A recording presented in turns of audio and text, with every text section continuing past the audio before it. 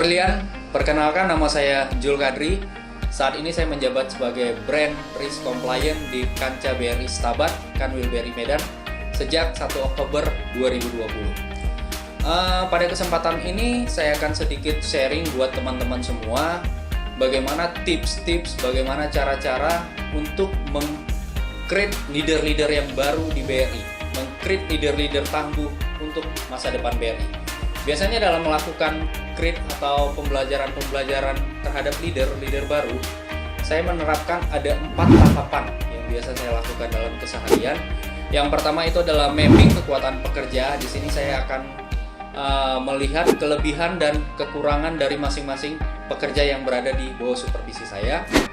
Dan yang kedua itu melakukan delegasi pekerjaan yang selaras dengan kelebihan-kelebihan yang dimiliki oleh masing-masing individu pekerjaan tersebut. Selanjutnya adalah melakukan monitoring dan coaching.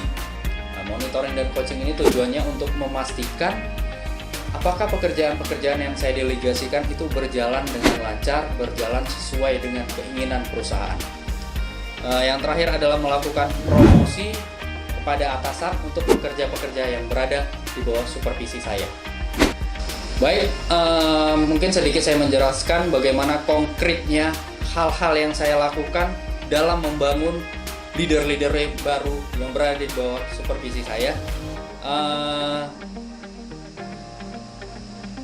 Yang pertama saya itu melakukan mapping terhadap teman-teman yang berada di bawah supervisi saya dalam jabatan saya sebagai BRC atau Brand Risk Compliant.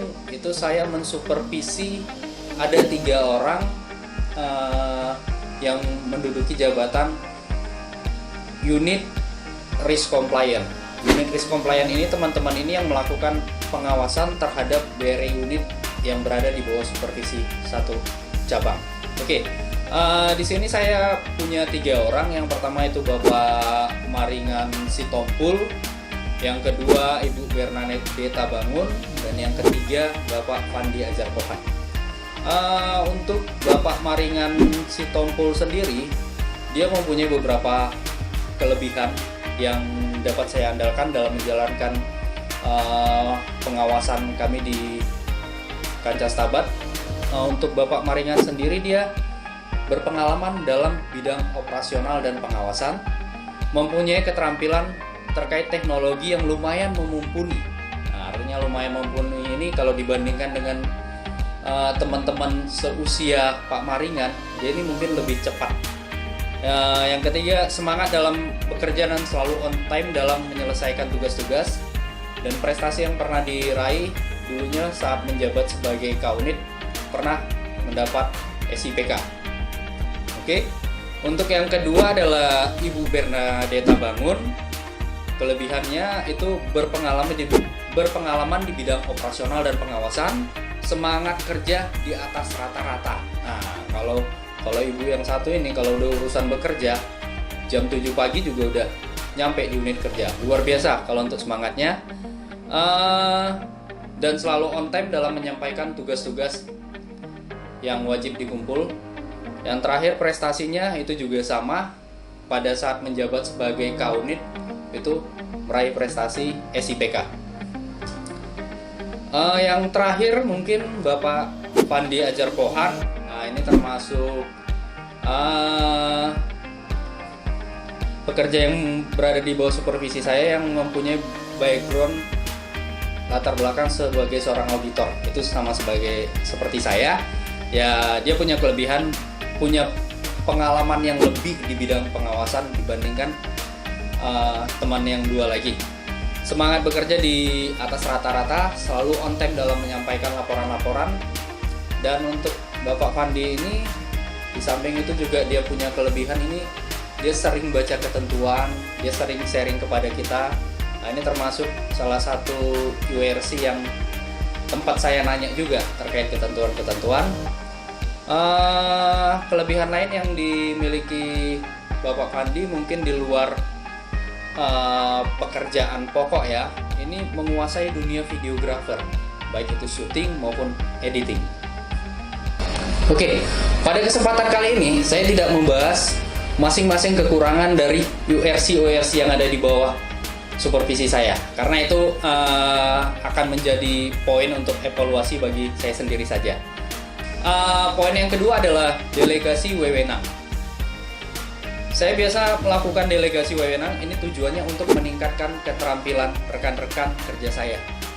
Hal apa sih yang sering saya lakukan? Ini biasanya saya melakukan cross penugasan ya. Biasanya untuk teman-teman URC itu penugasannya itu monoton mengawasi BRI unit. Nah, biasanya di waktu-waktu tertentu, misalnya ada surprise cast. Nah, ini saya melakukan cross, di mana saya menukar, artinya menukar saya yang mereksa ke unit, teman-teman BRC saya minta untuk mereksa KCP dan cabang. Nah, tujuannya biar teman-teman URC mendapatkan hal-hal baru, pengalaman baru yang bertujuan dapat meningkatkan kinerjanya dan pengetahuannya. Itu poin yang kedua. Untuk poin yang ketiga, ini terkait dengan monitoring dan coaching. Tujuannya untuk mengetahui sejauh mana perkembangan pekerjaan yang telah saya delegasikan. Untuk hal ini saya biasanya jarang sih ya melakukannya di kantor. Saya lebih senang, lebih sering itu ngajakin teman-teman kita keluar, entah itu makan bareng atau ngopi bareng, bahkan mungkin kita jalan bareng ke suatu tempat. Tapi tujuannya kita nggak hanya jalan, tapi kita ngobrol-ngobrol santai, sharing-sharing santai. Tujuannya kita membahas kendala-kendala yang dihadapi dalam pekerjaan sehari-hari. Nah, di situ kita saling diskusi bareng, kita pecahkan bersama-sama ketika kita menemukan kendala. Oke, yang terakhir mungkin poin terakhir ini adalah poin yang paling penting. Kalau saya bilang ini lebih penting daripada poin-poin 3 poin sebelumnya, yaitu poin promosi. Nah, di sini poin paling utama, titik fokus paling utama dalam kita melakukan create leader yang baru. Mengapa demikian? Saya ibaratkan dengan kalau kita melihat suatu produk yang luar biasa, katakan produk handphone ya, produk handphone yang luar biasa, tapi kalau tidak dibarengin dengan promosi dan marketing yang luar biasa, maka barang itu nggak akan laku. Sama aja bohong, sebagus apapun handphone dibuat, kalau tidak dipasarkan ya nggak laku. Nah, sama juga buat teman-teman URC yang berada di bawah supervisi saya, sebagus apapun mereka bekerja, sebagus apapun mereka meningkatkan keterampilannya, kalau nggak dibarengin dengan promosi-promosi kepada manajemen, itu sama aja bohong. Nggak ada yang tahu di Stabat itu ada siapa aja URC-nya, nggak ada yang tahu keterampilan masing-masing apa aja. Nah, itu tugas kita sebagai seorang yang mensupervisi teman-teman URC. Kita harus mempromosikan kepada leader-leader di atas. Tujuannya untuk meningkatkan prestasi teman-teman yang berada di bawah supervisi kita.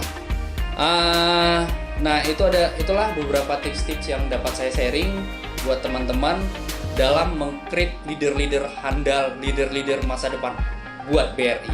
Terima kasih, salam brilian.